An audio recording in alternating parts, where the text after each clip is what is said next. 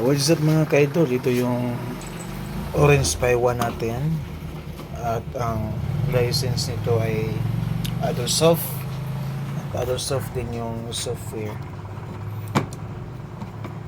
Mga ka-idol, try natin i-reset ito kasi itong board ng PIS Wi-Fi ay pag sira to, sira talaga.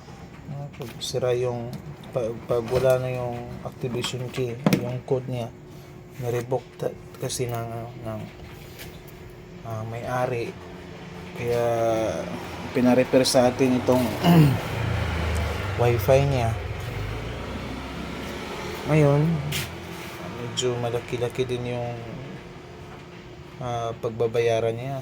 3.5 yung singil ko dito, kaya ngayon try natin mag-reset. At pag hindi gumana ay bili talaga tayo ng bagong board. Let's go. Try natin papalsap natin ito para mag-on itong ating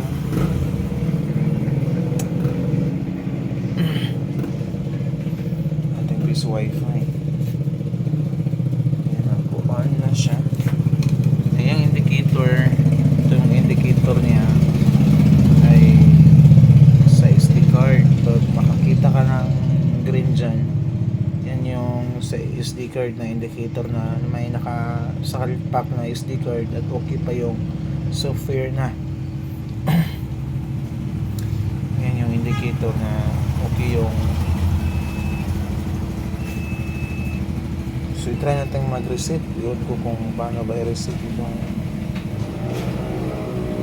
let's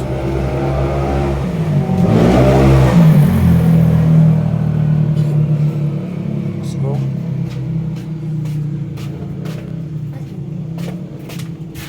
So, nag-off yung kuha natin mga ka-idol, yung light indicator natin. Yun ko kung anong nangyari doon. Kala ko reset o baka off yun. Try natin long press, baka hindi reset. Uli na gulon. Ha? Dali po. Ta. Muli ka? Nagutan mo gulon. Pagbuto lagi na. Naglag naman.